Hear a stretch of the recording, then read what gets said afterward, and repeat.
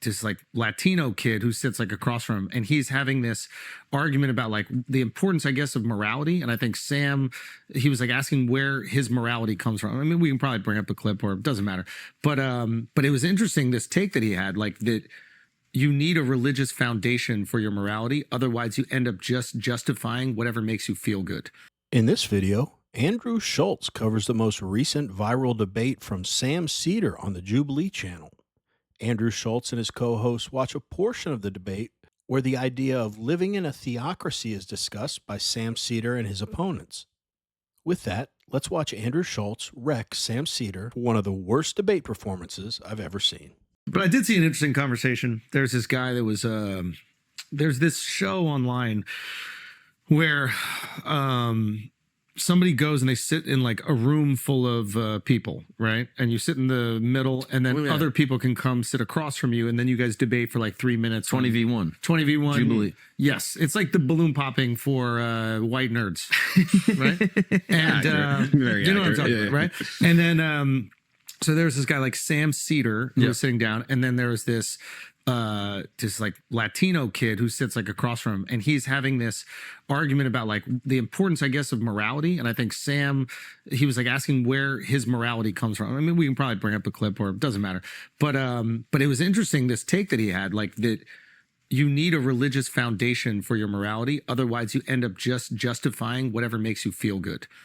And you can't just keep doing whatever makes you feel good, because you won't have good societal outcomes from that. And he was taking it to the extreme of you won't even have procreation. Like if you take it to its furthest logical conclusion, just doing whatever makes you feel good in the moment will lead to population collapse. How?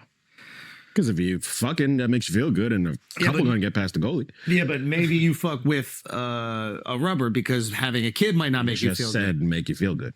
I mean, you're right, my boy. It's Monday Night Raw every day. Watch this. Watch this. Are you an atheist? I'm a Reformed Jew. I should say that the way that these shows are set up, I don't think he knows what everybody else's arguments are going to be used against him, but it seems like everybody else there knows what that person in the middle thinks, and they're there essentially to refute whatever their beliefs are. Yeah, and usually they'll bring up a topic, and then whoever wants to go, they run it. Can pop it. Yeah. Got it. But everybody comes there with ammunition, and that person in the beginning is not. I mean, you should be prepared to defend your beliefs, but you're going up against somebody who's already thought about every argument against you. So like one person is prepared, the other person is not. But continue. And so we have a civil society. We have laws. That is an interesting point that he was making right there, which is like, if laws are based on like societal cohesion, but not some like moral framework, right?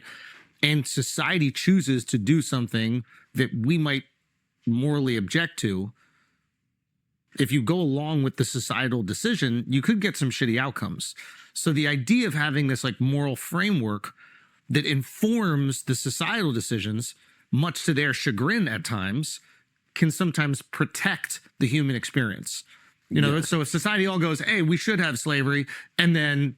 I think I covered this debate either yesterday or the day before with Sam Seder, and I guess it looks like they cut off the clip from Jubilee during this Andrew Schulz clip here, but Andrew Schulz described it well. They're essentially talking about, at the end of the day, it's essentially a Christian versus atheist argument, being that if you're a Christian, your values are derived from God and his word in the Bible. But if you don't believe there's a God, you believe we're all just random atoms or whatever they believe, no people are going to share the exact same moral foundation. And when you're an atheist, morals aren't objective like they are for someone who has a relationship with Jesus Christ. They're subjective, which means at extreme examples, one person could say, well, I believe that murder is wrong. And another person says, well, I believe that it's right. Do you see how both of those arguments are valid now? That's why a lot of times with the Democrat Party, who I feel overall is not composed of Christians, sometimes you hear them talk about the values of our party. I don't think they really know what they are. And very truthfully, I don't think they have any values. Their values, first of all, because there's no way they can all share the same values. They may even define values in different ways. So you may have one politician or member of the party that thinks he upholds the Democrat Party's values as strong as anyone, but then 100 other people saying,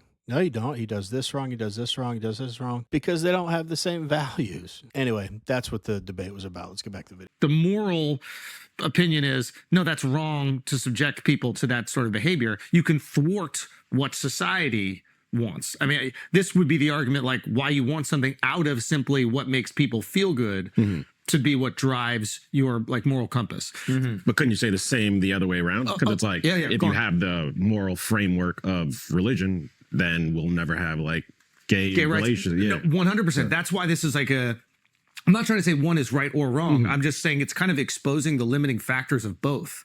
It's like we want the moral framework of religiosity when it comes to like how we treat one another, but then there are certain hangups with that religiosity, and then we go, actually, we don't want the religiosity. So it's kind of like we're picking and choosing what we feel like is right. I think he's using the term what civil society is, but like civil society throughout history has believed in some pretty nefarious shit.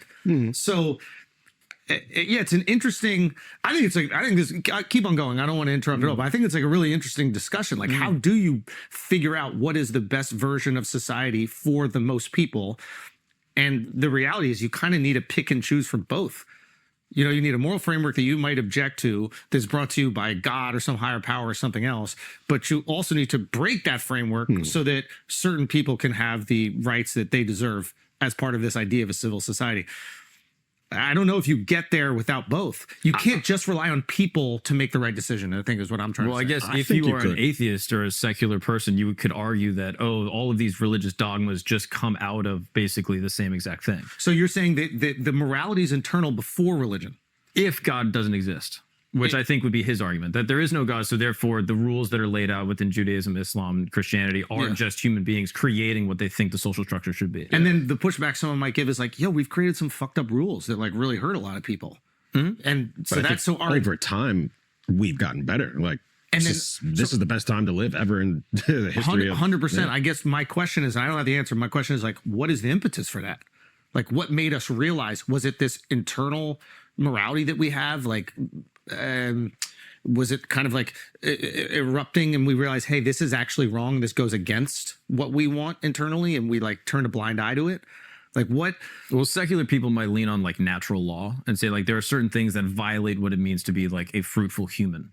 So like infringing on someone else's life or like sexual violence, stuff like that. So like we know that internally as a species that is not good. So you could come to that conclusion outside of the But why the fuck have we done it throughout the majority of history? If we know that it's so wrong, why have we done it continually? Like murder and things like that. Murder. What is this guy talking about? See, that's actually where they go, is they had this internal morality. But based on what? You're just a bunch of cells. You had to learn it from somewhere. And if it's not a higher power, you learned it from another human being who had to learn it from somewhere, or who may have come to that conclusion false. So he's right, that's their argument. But it sounds like he's suggesting, well, this is just valid. It's not even close to valid. We're just clumps of cells walking around, and there's no higher power. Your opinions have to be informed by something, and it's not God. So it's got to be another clump of cells out there, right? So it's just, anyway, I'm belaboring this. And to answer Andrew's question, no, you don't need a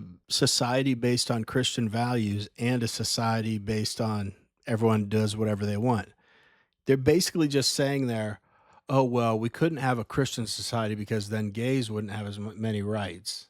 So I don't know if that's true or not, but where most people could flourish in society, give everyone the best opportunity to flourish, the first thing that comes to mind is, well, people couldn't be gay then. Like, you're not thinking about all the other people that you'd be pulling out of an unhappy existence or an unhappy life.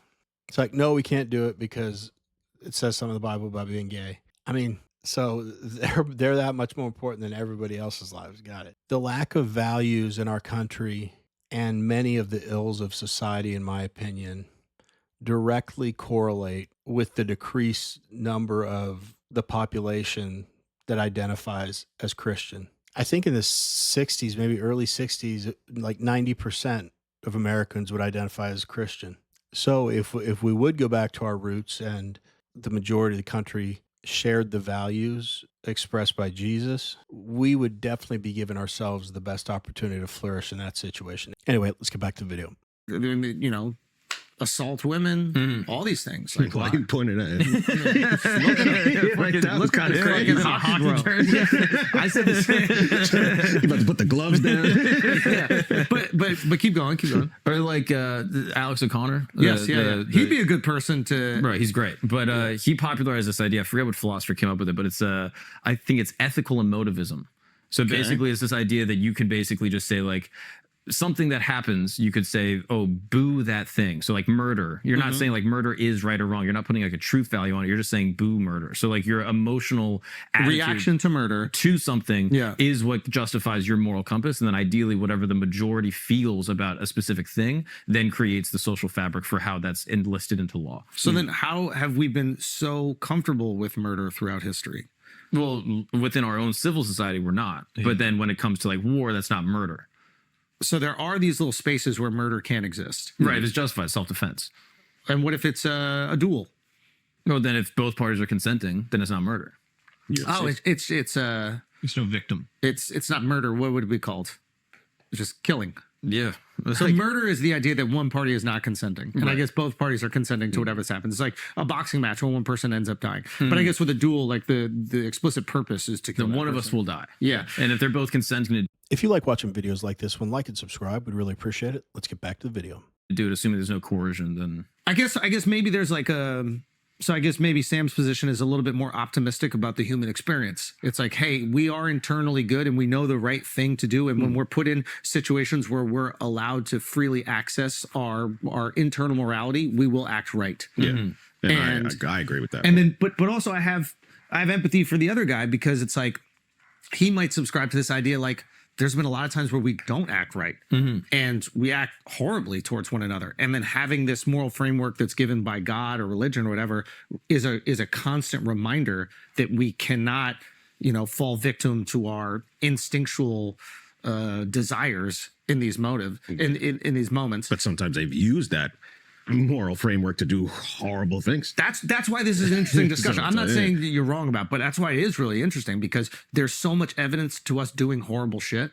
And it would be nice if there was this framework that we could look back to and be like, hey, we're doing horrible shit because God says it, or now I guess we have in America, the Constitution says it. It seems. Now, the one guy on there was suggesting that a world in which people are God-fearing and live their lives according to the Bible, he said a lot of terrible things have been done under that too. He's incorrect. It's been done under religion, which is man-made. See, man is the problem in there. Man got involved there. We're just talking about living a life of gratitude, and in everything you do, showing gratitude for Jesus Christ's sacrifice for you. But we want to hear from you. What do you guys think about this debate between Sam Seder and the other dude, and their conversation about if our values come from God or they just are created by society?